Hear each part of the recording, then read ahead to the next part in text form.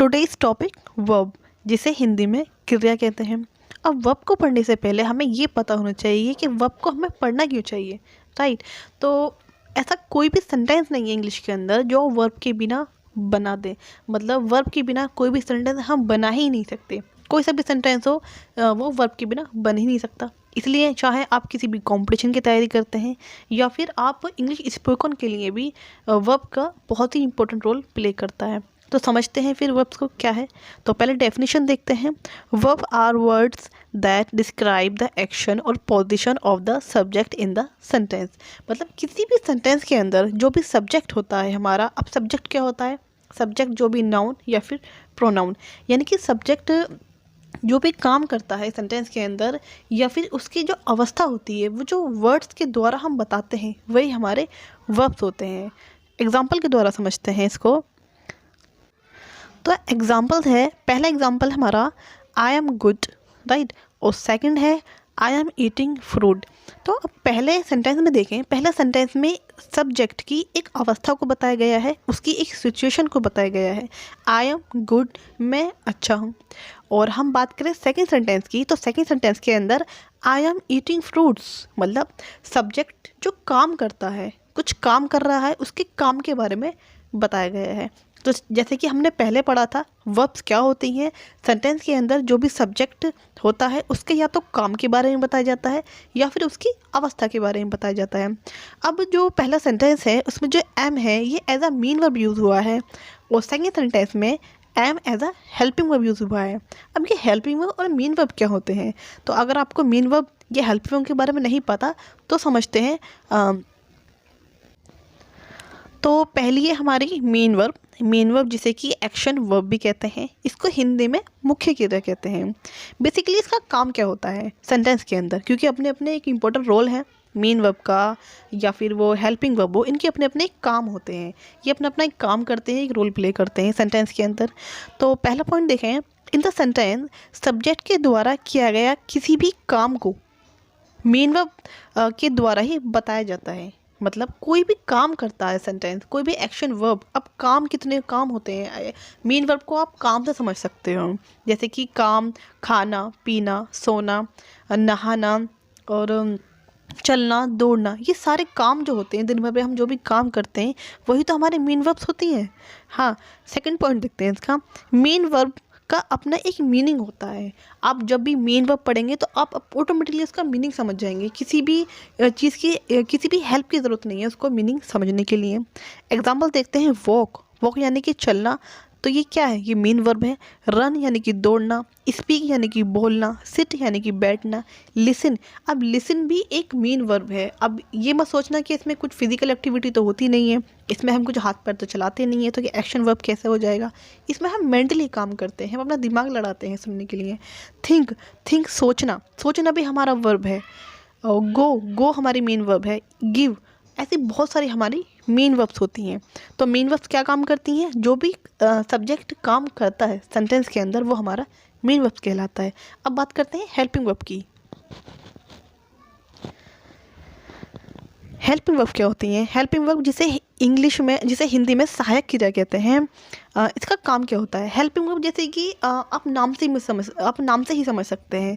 Help यानी कि मदद करना, राइट। तो हमारी मदद करती हैं। ये जो भी सेंटेंस है वो किस काल में है? काल यानी कि किस टाइम में है, किस टेंस में बना है। टेंस हमारे 3 तरह के होते हैं, यानी कि टाइम यानी कि प्रेजेंट, दूसरा होता है हमारा पास्ट और तीसरा होता है फ्यूचर। तो ये हमारी हेल्प करती है ये जानने में कि जो सेंटेंस है वो हमारा किस टेंस में है, किस टाइम में बना है, प्रेजेंट में है, पास्ट में है या फिर फ्यूचर में है। तो कितने तरह की हेल्पिंग वर्ब होती हैं समझते हैं। हेल्पिंग वर्ब का अपना कोई मीनिंग नहीं होता, राइट।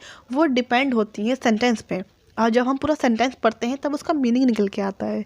तो कौन कौन सी जो हमारे हेल्पिंग वर्ब होती हैं, do, does, is, am, are, has, have, had, was, were, will, ये सब हमारे हेल्पिंग वर्ब होती हैं। अब एग्जाम्पल के द्वारा हम मेन वर्ब और हेल्पिंग वर्ब को समझते हैं। ये कैसे हमें सेंटेंसेस में हेल्प करती हैं समझने के लिए, क्या टेंस या फिर उसकी हिंदी बनाने के लिए हमें हेल्प करती हैं। तो पहला है जो मेन वर्ब है, main verb plus helping verb. जब किसी भी सेंटेंस के अंदर मेन वर्ब और हेल्पिंग वर्ब दोनों होती हैं, तो इसका मतलब ये है कि उस सेंटेंस के अंदर सब्जेक्ट के द्वारा किसी काम को बताया गया है। तो पहला एग्जांपल हमारा ही इज़ टॉकिंग। तो जो इज़ है ये हमारी हेल्पिंग वर्ब है। तो हमें पता चलता है कि जो टेंस है, जो हमारा सेंटेंस है, वो किस टेंस में है, किस टाइम में है। और हमारा जो मेन वर्ब है टॉक, टॉक यानी कि बातें करना। तो जो सब्जेक्ट है वो क्या काम करता है, उसका काम क्या है सेंटेंस के अंदर, उसका काम है बातें करना। तो टॉक से पता चला टॉक क्या है, हमारी मेन वर्ब है और इज़ हमारी हेल्पिंग वर्ब है। सेकंड एग्जांपल है ही वॉज टॉकिंग। अब बिल्कुल वही सेंटेंस है जो ऊपर था, बस इसमें क्या चेंज है, इसमें हमने हेल्पिंग वर्ब को चेंज किया है। उसमें इज़ था, इसमें वॉज है। तो वॉज जो कि हमारी हेल्पिंग वर्ब है, जो कि हमारी हेल्प करते हैं ये जानने में कि टेंस जो सेंटेंस है वो किस कैटेगरी का है, किस टेंस का है। तो वॉज जो कि हमारी पास्ट की एक हेल्पिंग वर्ब है, जो हमारे पास्ट जितने भी सेंटेंस होते हैं वो हम वॉज या वर लगाते हैं। तो पहले का जो मीनिंग था वो था ही इज़ टॉकिंग, यानी कि वह बातें कर रहा है। और सेकंड हो जाएगा हमारा ही वॉज टॉकिंग, यानी कि वह बातें कर रहा था। तो ये सेंटेंस हमने हिंदी कैसे बनाई, हमने हेल्पिंग वर्ब को समझा, हेल्पिंग वर्ब की मीनिंग को समझा, इसलिए हमने बड़ी ही आसानी से इसकी हिंदी बना ली।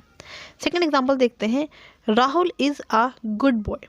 अब इज़ यहाँ पे भी हेल्पिंग वर्ब है, लेकिन एज अ हेल्पिंग वर्ब नहीं, यहाँ पे as a main verb use किया गया है इज़। क्यों किया गया है, क्योंकि यहाँ पे कोई भी इस सेंटेंस में इस सेंटेंस के अंदर किसी भी काम को नहीं करता है। सब्जेक्ट जो भी है, सब्जेक्ट किसी भी काम को नहीं कर रहा है इस सेंटेंस के अंदर।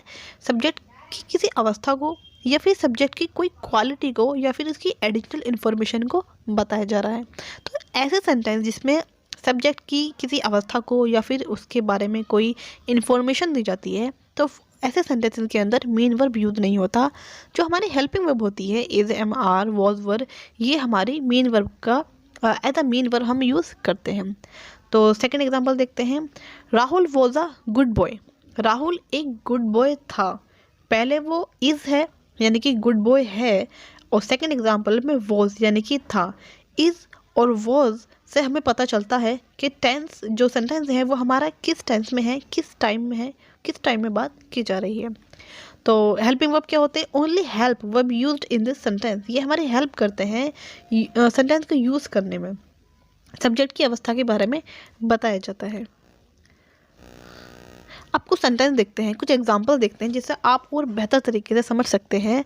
तो पहली लाइन में जो सेंटेंस हैं सब्जेक्ट की सिचुएशन को बताते हैं, और सेकंड लाइन में जो है वो सब्जेक्ट के द्वारा जो भी काम करता है एक सेंटेंस के अंदर उसके बारे में बताया जाता है। तो पहला सेंटेंस देखते हैं, आई एम अ स्टूडेंट। इसमें भी सब्जेक्ट कुछ काम नहीं कर रहा, इसमें सब्जेक्ट की क्या इन्फॉर्मेशन दी जाती है।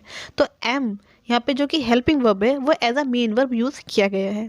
Second example, he is a very happy. वह बेहद बहुत खुश है। तो यहाँ पे भी जो सब्जेक्ट है उस सब्जेक्ट का सब्जेक्ट एक्चुअली में कोई काम नहीं कर रहा, सब्जेक्ट की अवस्था के बारे में बताया जाता है। से थर्ड एक हमारा, यू वर पुअर। तुम गरीब थे। यानी कि यहाँ पे हेल्पिंग वर्ब क्या काम कर रहा है, एज अ मेन वर्ब काम कर रहा है, क्योंकि ये सिचुएशनल बेस्ड सारे सेंटेंसेस हैं। I have a pen, I had a pen, ये सारे ही सेंटेंसेस हमारे सिचुएशन कैटेगरी में आते हैं। नेक्स्ट देखते हैं ऐसे सेंटेंसेस जिसमें सब्जेक्ट कुछ काम करता है। For example, I am reading a book. इसमें जो सब्जेक्ट है वो कुछ काम कर रहा है। क्या काम कर रहा है, रीड करने का काम कर रहा है, वो कुछ पढ़ने का काम कर रहा है। तो जो रीड है वो हमारा मेन वर्ब होता है। जब किसी भी सेंटेंस के अंदर मेन वर्ब और हेल्पिंग वर्ब दोनों ही आती हैं, तब उस टाइम पे जो हमारी हेल्पिंग वर्ब जो एम है वो ऐसे हेल्पिंग वर्ब ही रहती है, और जो रीड है वो हमारी मेन वर्ब है। दूसरा सेंटेंस देखते हैं, he will buy a book. We have eaten food, I had eaten food. ये सारे सेंटेंस हमारे ऐसे हैं जिसमें सेंटेंस कोई काम करता है। तो जिसमें जो सेंटेंस काम करता है वो टेंस कैटेगरी के सेंटेंस होते हैं, राइट। तो दुनिया में दो ही तरह के सेंटेंस होते हैं। एक तो वो सेंटेंस होते हैं जिसमें सब्जेक्ट काम करता है, और दूसरा वो सेंटेंस जिसमें कि सब्जेक्ट की कोई भी इंफॉर्मेशन दी जाती है या फिर उसकी अवस्था के बारे में बताया जाता है। अब हम देखते हैं कैसे हम हेल्पिंग वर्ब, कौन सी ऐसी हेल्पिंग वर्ब होती हैं जो पास्ट, प्रेजेंट और फ्यूचर के लिए अलग अलग बनाई गई हैं।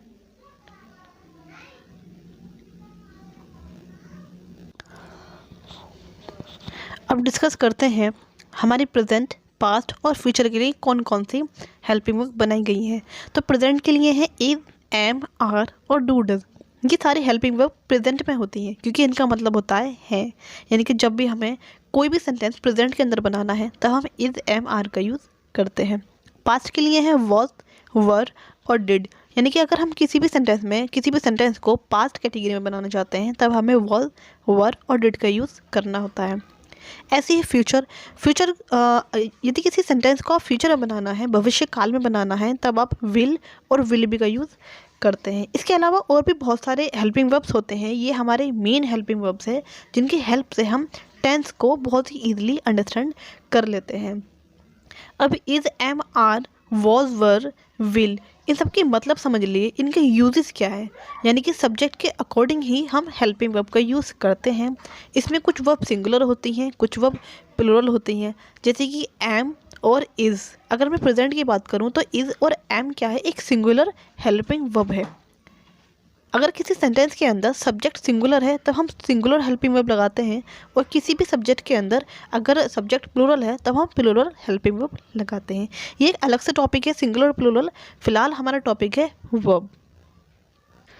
तो आज इस टॉपिक में हमने सीखा वर्ब क्या होती है, वर्ब की टाइप यानी कि मीन वर्ब और हेल्पिंग वर्ब क्या होती है, और हम कैसे किसी भी सेंटेंस के अंदर मीन वर्ब और हेल्पिंग वर्ब का यूज़ करते हैं, कैसे हम हेल्पिंग वर्ब के द्वारा किसी भी सेंटेंस के टेंस को समझते हैं।